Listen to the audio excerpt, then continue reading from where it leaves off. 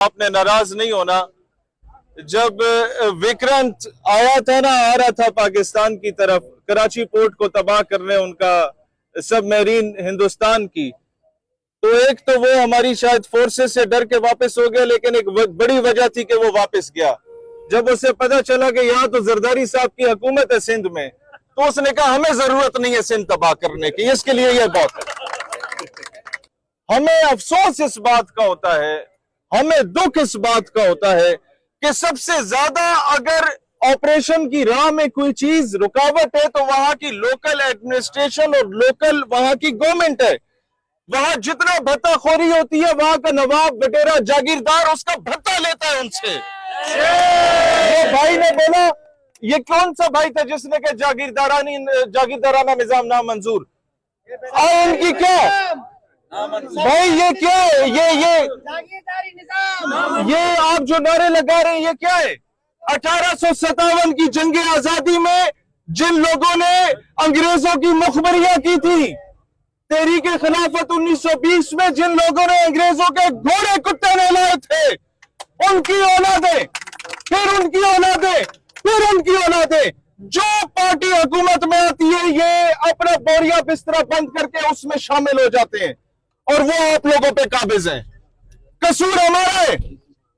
हम गरीब के बच्चे को, हम किसान के बच्चे को, हम मजदूर के बच्चे को, हम हारी के बच्चे को पार्लियामान की राह नहीं दिखाते। हम नवाबों वगैरह जागीरदारों के पीछे उनके घोड़े कुत्ते नहलाने के लिए पहुंच जाते हैं।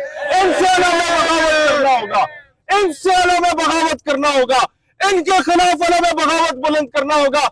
ये मेरे दोस्त ने बड़ी जबरदस्त बात की कि इन टाइम पे क्रेडिट लेने के लिए सरकारी जमात के एमएनए जरूर आएंगे, लेकिन सवाल ये उठता है कि जब ये 4 साल से धरने दे रहे थे, जब डॉक्टर साहब 4 साल से कश्मीर की सड़कों पे जलील और ख्वार हो रहे थे, उस वक्त ये एमएनएस एमपीएस कहां पर थे? कोई इनमें से एक भी था जो उनके पास दाद रसी के लिए आया था? None of them. उसी की वजह है कि 1200 किलोमीटर का सफर तय करके इनको कश्मीर की धरती से, होश मोहम्मद शहदी की धरती से, सचल सरमस की धरती से, वो लोग पीर साहब पगाड़ा की धरती से, वो लोग जीएम सैयद की धरती से इनको उठ के यहां पर आना पड़ा। क्या वजह थी कि हमारा जीएम सैयद हमसे नाराज हो? वो तो बानी थे पाकिस्तान के। क्या वजह थी? यही हरकतें थी, यही जागीरदार थे, यही नवाब थे, यही वडेरे थे जिन्होंने किसानों मजदूर हारियों पे जुल्म किया। एक तरफ आपको वो कहते हैं कि हम एहतजाज में शामिल होंगे, 6 कनाल ना मंजूर, ना मानो ना मानो, दूसरी तरफ वही जरदारी साहब उस पर सिग्नेचर कर रहे होते हैं। ये 2 नंबरी है। ये इन्हीं की गवर्नमेंट में ड्रोन अटैक मेरे पठानों पे होते थे, मेरे बलोचों पे होते थे।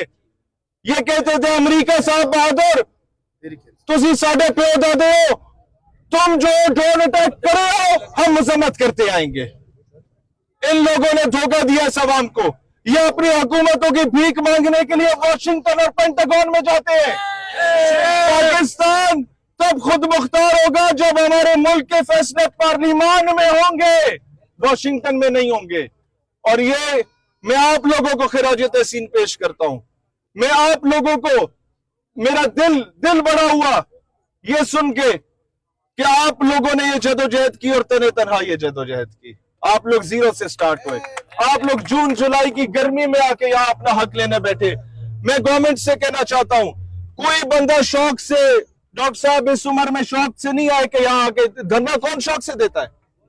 वो एहतजाज कौन शौक से करता है? अपने बीवी बच्चों को छोड़ के कौन मैदान में शौक से निकलता है? ये लोग और तरीके से बात सुनते ही नहीं।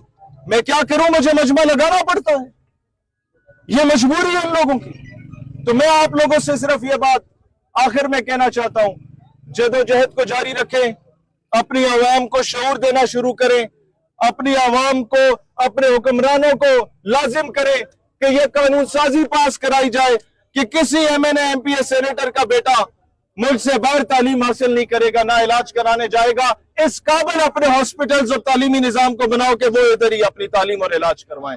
इस काबिल अपने मुल्क को बनाओ कि वो इस्लामाबाद में घर बनाने की जगह अगर 2 दिन इधर रहते तो 5 दिन कश्मीर की धरती पे भी रहना सीखें।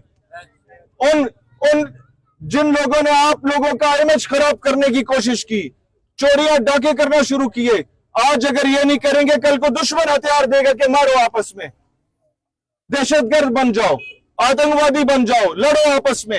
تو ان چیزوں کو کنٹرول کرنا ہے۔ میں آخر میں صرف اپنے پنجاب کے دوستوں کو یہ پیغام دینا چاہتا ہوں کہ جب تک پنجاب کا پنجابی ادھر آ کے اپنے سندھی بھائی کو اپنے گلے سے سینے سے نہیں لگائے گا، پاکستان مستحکم نہیں ہو سکتا۔ میں اپنے آپ کو صرف اور صرف پاکستانی مانتا ہوں، لیکن کیونکہ تعلق پنجاب سے ہے تو میں آپ کو کہنا چاہتا ہوں کہ ہم اپنے سر، آنکھیں، پلکیں آپ کی قدموں میں بچھانے کے لیے تیار ہیں۔ ہم نے ایک دوسرے کا ساتھ دینا ہے۔ آپ کے جب ہم جاتے ہیں ہمیں جو اجرکیں پہنائی جاتی ہیں ہم نے اس کی لاج رکھنی ہے، اور انشاءاللہ تعالی ہم مستحکم ہوں گے اور اس ملک کو امن کا گہوارہ بنائیں گے۔